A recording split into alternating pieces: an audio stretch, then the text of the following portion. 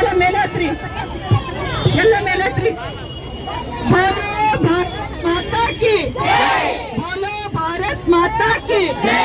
ಬೇಕೇ ಬೇಕು ನ್ಯಾಯ, ಬೇಕು ಬೇಕೇ ಬೇಕು ನ್ಯಾಯ, ಬೇಕು ಮೀಸಲಾತಿ, ಮೀಸಲಾತಿ, ಮೀಸಲಾತಿ 33% ಮೀಸಲಾತಿ, 33% ಮೀಸಲಾತಿ.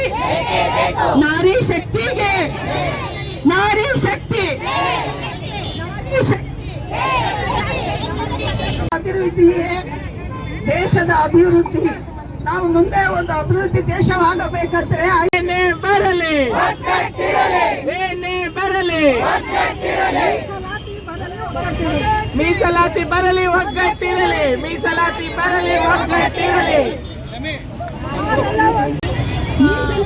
ಮೋದಿಜಿ ಅವರು ದೂರದೃಷ್ಟಿಯಿಂದ ಇಟ್ಕೊಂಡು ಮಹಿಳೆಯರಿಗೆ 33% ಕೊಡಬೇಕಂತ ಅಂದ್ಕೊಂಡಿದ್ದಾರೆ. ಮೊನ್ನೆ ಬಹಳ ಒಂದು ದುಃಖಕರವಾದ ಒಂದು ದಿನ ಅಂತ ಹೇಳಲಿಕ್ಕೆ ಇಷ್ಟಪಡ್ತೀನಿ. ಎಲ್ಲರೂ ಯಾಕೆ ಬೇರೆ ಪಾರ್ಟಿಗಳಾಗಿರ್ಬೋದು ಯಾಕೆ ವಿರೋಧ ಮಾಡ್ತಾ ಇದ್ದಾರೆ ಅಂತ ಅರ್ಥ ಆಗ್ತಾ ಇಲ್ಲ. ಎಲ್ಲ ನಮ್ಮ ಭಾರತ ದೇಶ ಹೆಣ್ಮಕ್ಳಿಗೆ ಒಂದು ಪಾಸಿಟಿವ್ ವಿಚಾರ ಆಗಿರ್ಬೋದು, ಅದು ಯಾಕೆ ವಿರೋಧ ಮಾಡ್ತಾ ಇದ್ದಾರೆ ಅಂತ ಅರ್ಥ ಆಗ್ತಾ ಇಲ್ಲ. ಎಲ್ರಿಗೂ ಇವತ್ತು ನಾವು ಅಡುಗೆ ಮನೆಯಿಂದ ಹಿಡಿದು ಒಂದು ವಿಮಾನವನ್ನು ಓಡಿಸೋವರೆಗೂ ಎಲ್ಲಾದ್ರೂ ಮಹಿಳೆಯರಿದ್ವಿ. 33% ಆಗೋದ್ರಿಂದ ಇನ್ನೂ ಅನುಕೂಲ ಆಗುತ್ತೆ. ಇನ್ನೂ ನಮ್ಮ ಭಾರತ ದೇಶ ಇನ್ನೂ ಮೇಲೆ ಬರುತ್ತೆ ಅಂತ ಹೇಳಲಿಕ್ಕೆ ಇಚ್ಛೆ ಪಡ್ತೀವಿ. ಬೋಲೋ ಭಾರತ್ ಮಾತಾ ಕಿ ಜೈ, ಜೈ ಮೋದಿಜಿ. ನಮ್ಮ ಹೆಸರು ಪುಷ್ಪ ಚಂದ್ರಶೇಖರ್ ಅಂತ ಹೇಳಿ, ಶ್ರೀ ಮಾತೃ ಮಹಿಳಾ ಮಂಡಳಿ ಅಧ್ಯಕ್ಷರು ನಾವು. ನಮ್ಮ ಸಂಘದ ಕಡೆಯಿಂದ ಇವತ್ತು ನಾವು ಈ ರ್ಯಾಲಿಯಲ್ಲಿ ಜಾಯಿನ್ ಆಗಿದ್ದೀವಿ. ಇವಾಗ ದೇಶದಲ್ಲಿ ಮಹಿಳೆಯರ ಶಕ್ತಿ ಎಷ್ಟಿದೆ ಅಂತ ಎಲ್ಲರಿಗೂ ಗೊತ್ತಿದೆ, ಹೌದಾ? ದೇಶದ ಜನಾಭಾದಲ್ಲಿನೂ ಮಹಿಳೆಯರ ಜನಾಭಾನೇ ಹೆಚ್ಚಿದೆ.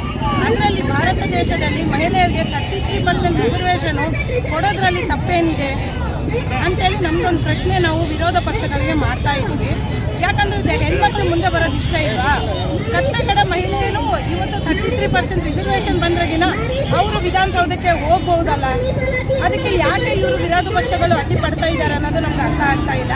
ಅವ್ರಿಗೇನಂದರೆ ಹೆಣ್ಮಕ್ಳು ಮುಂದೆ ಬರೋದು, ಹೆಣ್ಮಕ್ಳು ಬಳಿಯೋದು ಇಷ್ಟ ಇಲ್ಲ. ಒಂದೇ ಉದ್ದೇಶ, ಯಾಕಂದರೆ ಹೇಳ್ತಾರಷ್ಟೇ ಮಹಿಳೆ ಸಬಲೀಕರಣ ಮಾಡ್ತೀವಿ ನಾವು, ಮಹಿಳೆಯರಿಗೆ ಉಚಿತವಾಗಿ ಎಲ್ಲ ಸೌಲಭ್ಯಗಳು ಕೊಡ್ತೀವಿ ಅಂತ. ಉಚಿತ ಸೌಲಭ್ಯಗಳು ಯಾರು ಕೇಳಿದ್ದಾರೆ? ನಾವು ಭಿಕ್ಷೆ ಬೇಡಿಲ್ವಲ್ಲ, ನಿಮ್ಮ ಸೌಲಭ್ಯಗಳು ನಮಗೆ ಹಕ್ಕು ಕೊಡಿ. ಈ ಸೌಲಭ್ಯಗಳು ಕೊಡೋದು ಬೇಡ, ನಮಗೆ ಹಕ್ಕು ಕೊಡಿ. ನಮ್ಮ ಹಕ್ಕಿಲ್ಲ, ನಾವೆಲ್ಲ ಸಾಧಿಸ್ಕೊಳ್ತೀವಿ ಅಂತೇಳಿ ನಾವು ವಿರೋಧ ಪಕ್ಷಗಳಿಗೆ ಹೇಳಲಿಕ್ಕೆ ಇಷ್ಟಪಡ್ತೀನಿ. ದಯಮಾಡಿ ಈ 33% ರಿಸರ್ವೇಷನ್ಗೆ ಯಾರೆಲ್ಲ ಅಡ್ಡಿ ಪಡಿತಾ ಇದ್ದಾರೆ ಅವ್ರಿಗೆ ನಮ್ಮ ಸುಪ್ರೀಂ ಕೋರ್ಟ್ ಅವರು ಆದಷ್ಟು ಬೇಗ 33% ರಿಸರ್ವೇಷನ್ನು ಜಾರಿಗೆ ತರಬೇಕಾಗಿ ಮನಸ್ಪೂರ್ವಕವಾಗಿ ಅವ್ರಿಗೆ ಮನವಿ ಮಾಡ್ತಾ ಇದ್ದೀವಿ. ಆಮೇಲೆ ಡಾಕ್ಟರ್ಸು, ಅಡ್ವೊಕೇಟ್ಸು, ಮಹಾನಗರ ಪಾಲಿಕೆ ಸದಸ್ಯರು, ಮಹಿಳಾ ಮೋರ್ಚಾದವರು ಹಾಗೂ ಎಲ್ಲ ಸ್ಟೂಡೆಂಟ್ಸು ಎಲ್ಲ ನಾವು 33% ರಿಸರ್ವೇಷನ್ ಬಗ್ಗೆ ಹೋರಾಟ ಮಾಡ್ತಾ ಇದ್ದೀವಿ. ತಮ್ಗೆಲ್ಲ ಗೊತ್ತಿರೋ ಹಾಗೆ ನಮ್ಮ ಭಾರತ ದೇಶ ಎಂಥ ದೇಶ, ಮಹಿಳೆಯರಿಗೆ ಏನನ್ನ ಗೌರವ ಕೊಡೋ ದೇಶ. ಈ ದೇಶದಲ್ಲಿ ಎಲ್ಲೋ ನಮ್ಮ ಮುಂದೆ ಪುರಾತನ ಕಾಲದಿಂದಲೂ ಮಹಿಳೆಯರಿಗೊಂದು ಗೌರವ ಕೊಡುವಂತ ದೇಶ. ಅಂತ ದೇಶದಲ್ಲಿ ನಾವು ಮಹಿಳೆಯರು ಯಾರಲ್ಲೂ ಕಮ್ಮಿ ಇಲ್ಲ. ಯಾವ್ದ್ರಲ್ಲಿ ಕಮ್ಮಿ ಇದೀವಿ ನಾವು? ಪ್ರತಿ ಒಂದು ರಂಗದಲ್ಲಿ ನಾವು ಮುಂದೆ ಬಂದಿದ್ದೀವಿ.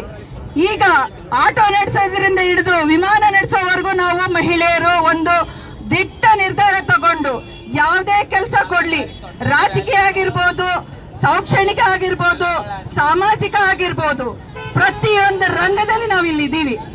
ಇದು ಈ ಮೀಸಲಾತಿ ತರಲಿಕ್ಕೆ 40 ವರ್ಷ ಬೇಕಾ? 40 ವರ್ಷ ಬೇಕಾಯ್ತಾ? 1996ರಲ್ಲಿ ನಮ್ಮ ಹಿರಿಯ ನಾಯಕರಾದ ಎಚ್ ಡಿ ದೇವೇಗೌಡ ಅವರು ಇದನ್ನ ಈ ಮೀಸಲಾತಿಯನ್ನ ಸ್ಟಾರ್ಟ್ ಮಾಡಿ ಈಗ ಎಷ್ಟು ವರ್ಷಗಳಾಯ್ತು? ಅದೇ 40 ವರ್ಷ ಆಯ್ತು. ಆದ್ಮೇಲೆ 2023ರಲ್ಲಿ ಅವಾಗ ವಿಧಾನಸೌಧದಲ್ಲಿ ಮಹಿಳೆಯರು ಇರ್ಲಿಲ್ಲ. ಬಿಲ್ ಪಾಸ್ ಮಾಡಿದ್ಯಾರು ತಮಗೆ ಗೊತ್ತು. ಇವಾಗ ಅವರೇ ಪಾಸ್ ಮಾಡಿದ್ರು. ಇವಾಗ ಯಾಕೆ ನಿಲ್ಲಿಸ್ತಾ ಇದ್ದೀರಾ? ಏನ್ ನಮ್ಗೆ ಕರ್ಮ ಇದು? ಯಾಕೆ ನಾವು 33% ಮೀಸಲಾತಿ ಹೋಗ್ಬೇಕು? ಅದಕ್ಕೋಸ್ಕರ ನಾವು ಉಗ್ರ ಹೋರಾಟ ಮಾಡ್ತಾ ಇದೀವಿ. ಇದನ್ನ ನಿಲ್ಲಿಸಬಾರ್ದು. ಯಾಕೆ ನಮ್ಮ ಮಹಿಳೆಯರು ವಿಧಾನಸೌಧಕ್ಕೆ ಹೋದ್ರೆ ಕಟ್ಟ ಕಡೆಯ ಮಹಿಳೆಯರಿಗೆ ನ್ಯಾಯ ಸಿಗುತ್ತೆ. ನಮ್ಮ ವಿಧಾನಸೌಧದಲ್ಲಿ ಸಂಸತ್ನಲ್ಲಿ ಎಷ್ಟು ಮಹಿಳೆಯರು ಹೋಗ್ತಾರಂತ ಮೀಸಲಾತಿ ತೀರ್ಮಾನ ಮಾಡಿದಾಗ ನಾವು ಇಡೀ ನಮ್ಮ ರಾಜ್ಯ, ನಮ್ಮ ದೇಶ ಎಲ್ಲವುದು ಬೆಳಕಾಗುತ್ತೆ ಅಂತ ಹೇಳ್ಬಿಟ್ಟು ನಮ್ಮ ಪ್ರಧಾನಮಂತ್ರಿ ಅವರು ಮೋದಿಜಿ ಅವರು 2011ರಿಂದ ಅವ್ರು ಮೀಸಲಾತಿ ಬರುತ್ತೆ ಮೀಸಲಾತಿ ಆಗುತ್ತೆ ಅಂತ ಅವ್ರು ಮಾಡ್ಲಿಲ್ಲ. ಅವರು ಮಹಿಳೆಯರಿಗೆ ಎಷ್ಟು ಗೌರವ ಕೊಟ್ಟಿದ್ದಾರೆ ಅಂತಂದ್ರೆ ಇಡೀ ದಿನ ಏನಾದ್ರೂ ಹೇಳ್ಬೇಕು ಅಂತಂದ್ರೆ ಅವ್ರೇನು ಮಹಿಳೆ ಕೊಟ್ಟಿದ್ದಾರೆ ಹೇಳಿದ್ರು ಸಾಕಾಗ್ಲಾರ್ದು. ಅವೆಲ್ಲ ನಾವು ಬದಿಗಿಟ್ಟು ನಮ್ದೇನ್ ನಮಗೆ ಮೀಸಲಾತಿ ಬೇಕೇ ಬೇಕು. ನಮಸ್ಕಾರ, ನಾನು ಮಂಗಳಮುಖಿಯಾದಂಥ ನನ್ನ ಹೆಸರು ಚಾಂದಿನಿ ಅಂತೇಳಿ. ನಾವು ಪ್ರಗತಿ ಸದಾಶಿವ ಸಂಘಲಿತ ನಾವು ಮಂಗಳಮುಖಿಯರು ಎಲ್ಲ ಸಮುದಾಯದವರು ಬಂದಿದ್ವಿ.